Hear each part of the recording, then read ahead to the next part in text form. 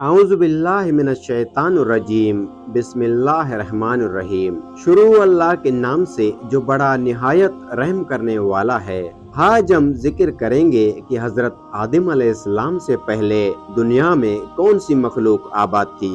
اسلامی روایات کے مطابق حضرت آدم علیہ السلام اور حضرت اماں حوا علیہ السلام سے قبل دنیا کیسی تھی۔ غیر مسلم حضرت آدم علیہ السلام کو پہلا انسان کیوں نہیں مانتے؟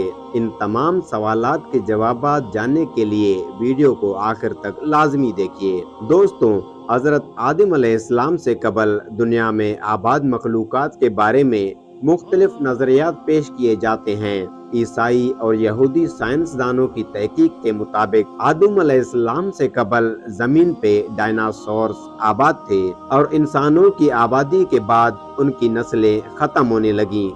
جب یہ کچھ ماہرین کے مطابق اس سرزمین پہ آدم علیہ السلام سے پہلے انسانوں جیسی ایک مخلوق آباد تھی جن کی باقیات اور ڈھانچے مل چکے ہیں، جن سے یہ خیال کیا جاتا ہے کہ آدم علیہ السلام سے پہلے بھی انسان موجود تھے جو باقی امتوں کی طرح ختم ہو گئے یا ختم کر دیے گئے۔ کچھ لوگوں کے مطابق زمین خلائی مخلوقات کا مرکز تھی، جبکہ سورہ ہود کی آیت نمبر 27 میں بیان فرمایا گیا ہے وہی ہے جس نے آسمان اور زمین کو 6 دنوں میں پیدا کیا اور اس وقت اس کا عرش پانی پر تھا۔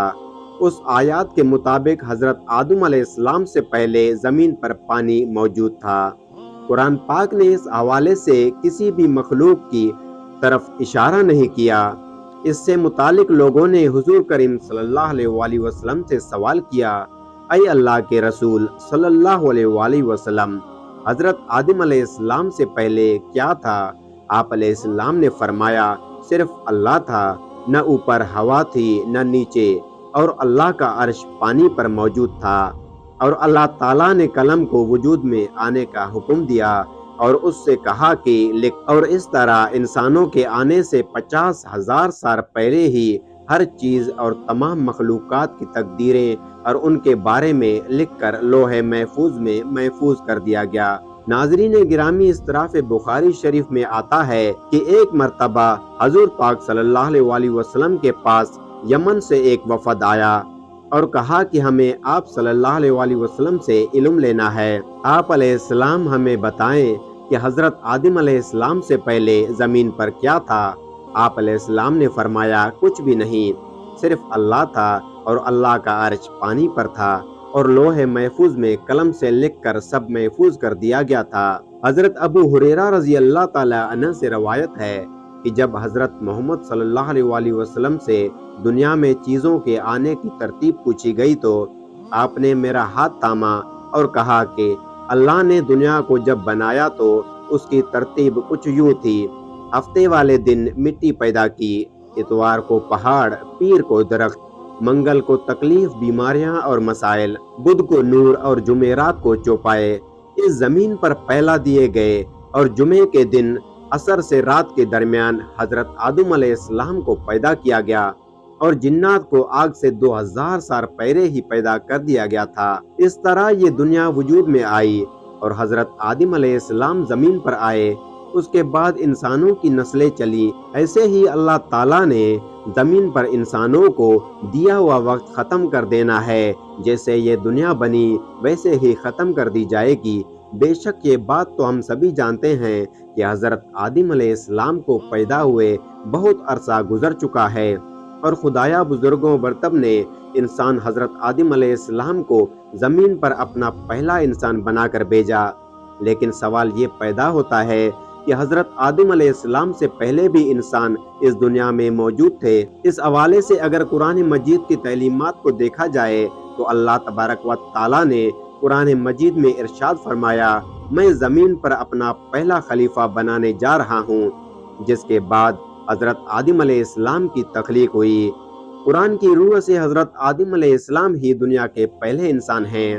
ناظرین اکرامی، اسلامی کتب میں آتا ہے کہ جب اللہ تعالیٰ نے حضرت آدم علیہ السلام سے اماں حوا کو پیدا فرمایا تو حضرت آدم علیہ السلام نے ان کی طرف دست محبت بڑھانے کا ارادہ کیا تو فرشتوں نے فرض کیا، اے آدم ٹھہر جائیں، پہلے ان کا مہر ادا کریں۔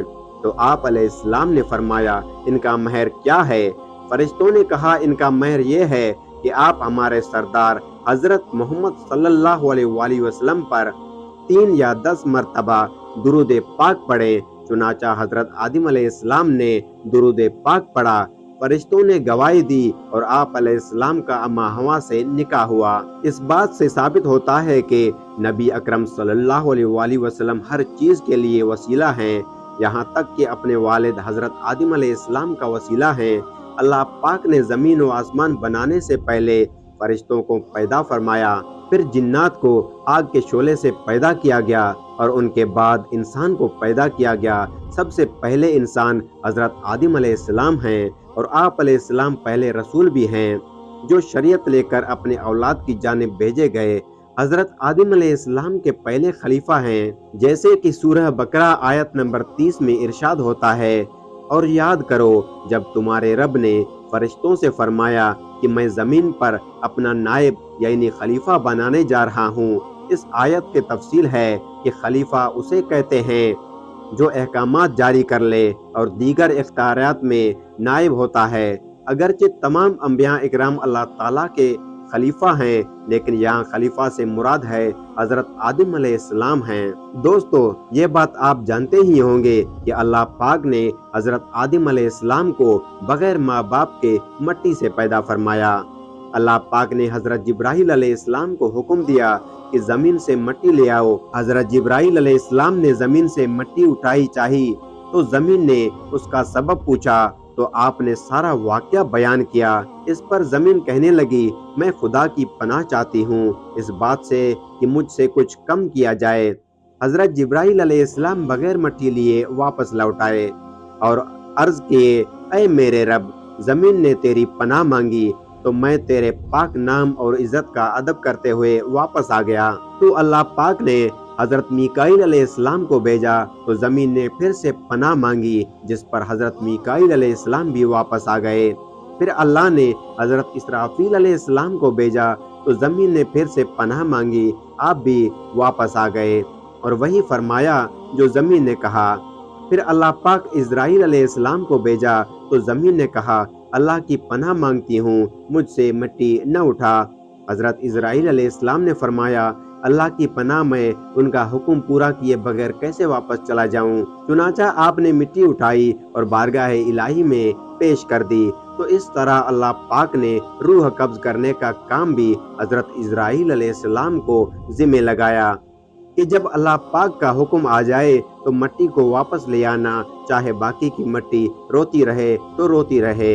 اسی لیے آپ علیہ السلام کا نام ملک الموت رکھا گیا۔ حضرت ابو ہریرہ رضی اللہ تعالیٰ عنہ سے روایت ہے کہ حضور اکرم صلی اللہ علیہ وآلہ وسلم نے فرمایا کہ جب اللہ پاک نے حضرت آدم علیہ السلام کو پیدا فرمایا اور ان میں روح پھونکی تو ان کو چھینک آئی، جس پر انہوں نے الحمدللہ کہا۔ یوں سب سے پہلے ان کے منہ سے اللہ کی حمد نکلی۔ پھر اللہ تبارک و تعالیٰ نے یرحمنک ربک فرمایا۔ اللہ تبارک و تعالیٰ نے حضرت آدم علیہ السلام کو 4 عظیم مرتبے عطا فرمائے۔ نمبر 1 اپنے ہاتھ سے پیدا فرمایا، نمبر 2 روح پھونکی، نمبر 3 فرشتوں کو سجدہ کرنے کا حکم دیا، نمبر 4 چیزوں کے نام کا علم عطا فرمایا۔ اللہ پاک قرآن پاک میں فرماتا ہے اے ابن آدم، نیک عمل کرتے رہو، بے شک تمہیں ہماری طرف لوٹ کے آنا ہے۔ اللہ پاک سے دعا ہے کہ ہمیں نیک عمل کرنے کی توفیق عطا فرمائے، آمین ثم آمین۔ تو دوستو، حضرت آدم علیہ السلام کے بارے میں اس ویڈیو سے کیا علم ملا؟ ویڈیو میں کمنٹ کر کے ضرور بتائیے گا، اور ویڈیو اچھی لگی ہے تو ویڈیو کو لائک اور شیئر کرنا نہ بھولیے گا۔ جزاک اللہ۔